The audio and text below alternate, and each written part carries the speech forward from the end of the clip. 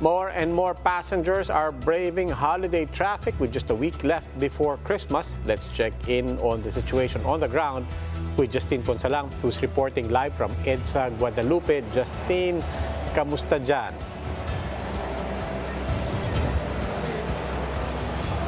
Robbie, for almost an hour now, the traffic here along EDSA Guadalupe has been fast-flowing. But prior to that, it seemed like both northbound and southbound lanes were like a string of Christmas lights due to the heavy traffic. And MMDA says this is normal because of the Christmas rush. And they say this could go worse in the upcoming days, especially in areas near bus terminals. And we have visited some bus terminals earlier where some people have already started or decided to go home in order to avoid the onslaught of passengers by next week. In this bus terminal in Pasay City, provincial buses are constantly loading passengers. Many of them are bound for Quezon, Laguna, and other provinces in South Luzon and Visayas. They carry with them big bags filled with gifts for the family. Among them is 66-year-old Arsenia, who is bound for Leyte. She says she was not able to come home for a long time. That's why she's excited to finally be with loved ones this Christmas. Kasi mahirap na sumakay pag malapit na Pasko. Masaya, hindi na makatulog sa sobrang excited. Cheryl and her 3 daughters meanwhile want to take advantage of the school break. Cheryl says it's the first time that her kids will meet their grandparents in Albay. Bakasyon na po yung aking mga anak. Ay gusto po nilang matagal-tagal po ang bakasyon sa lola niya. Meanwhile, the MMDA says more than 417,000 vehicles are now traversing EDSA this holiday season, higher than pre-pandemic levels. Historically naman po, in the per month, there really is an increase po around 10% sa ating mga pangunahing lansangan. In-identify po ng MMDA ang mga traffic bottlenecks, usually po sa mga small areas. At in the coming days po, we expect rin the bus terminals and bus stations to be congested areas. This is why MMDA recommends motorists to use the Mabuhay lanes instead. The Transportation Department is also advising the public to leave their homes early and to utilize the free rides at the EDSA bus carousel.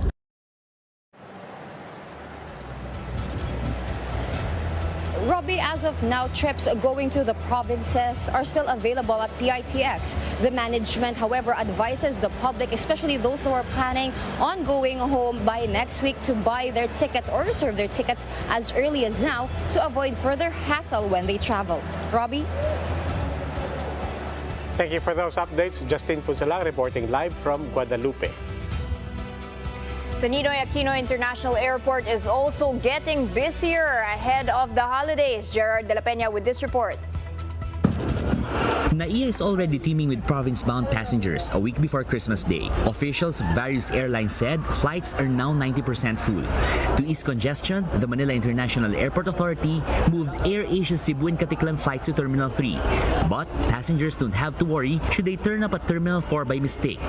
We've set aside their luggages para wala pong dislocated na mga baggages, and more importantly, nakaabang po ang aming tinatawag na shuttle service that will bring them to the right destination. The MIAA has also started dismantling structures that were previously used as checkpoints. This is meant to ease access in departure and in picking up passengers. Officials of the U.S. Transport Security Administration has certified NAIA as safe and secure. Meanwhile, transport network company Grab has designated 200 units for those coming from the airport. Despite this, some passengers are still having a hard time booking a ride. Sa booth is around 2-3 minutes lang. Medyo mabilis eh. Pero sa personal na phone, I think twice ako nag-book. Around 6 minutes siguro. Matagal talaga. So, ang tagal mag-book. Parang looking lang siya. For News 5, Gerard De La Peña, We Are One News. Okay, well, we saw that situation last week traveling in NAIA, but people are still braving that. Oh, and then going to NAIA. 'Di ba? Para ako personally, my drive from Quezon City to Mandaluyong and Quezon City to Makati and vice versa, I think I've added about 30 minutes to 45 minutes usually. Saka wala nang, It's time to be antisocial in Christmas. Okay, but Robbie, speaking of which, let's talk more about this holiday traffic with MMDA spokesperson Melissa Carunungan. She's joining us over the phone. Good evening, ma'am, and welcome to The Big Story. Good evening, Ma'am Danny and Sir Robbie. Okay, Melissa, you know, the question how much volume of vehicles is not the right question. Maraming volume of vehicles, especially along EDSA, no? But give us an idea here of what to expect at the peak periods and how bad is it compared to the normal peak of traffic, which we already experience on a daily basis. Yes po. So last November 24, 2022, the Traffic Engineering Center of the MMDA had a count po of the vehicles along EDSA every day. It's already at 417,000 vehicles. During the Burr months po, we expect a 10% increase in our major thoroughfares. Usually po kasi it's usually at 400,000. Right now po, nasa 417,000 na po tayo. Well, ma'am, yung tinanong ni Danny, yung peak hours, first of all, may peak hours pa ba? And for that, I mean, it's a serious question. Ano ang peak hours? And for that matter, meron bang maluwag na oras? Right now po, usually there is still a rush hour po. That's usually morning around 7 to 10 a.m. at 5 to 8 p.m. However po, in the Christmas season, we see po na may pila na po kahit po hindi na rush hour. Can I ask, no, with the inflation so high and the gasoline prices, is the situation on the ground still the same or compared to previous years?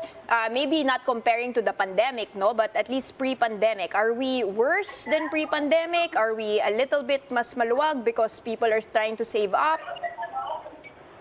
Yes, ma'am. So last September 2019 po, the pre-pandemic levels of EDSA was already at 405,000 vehicles every day.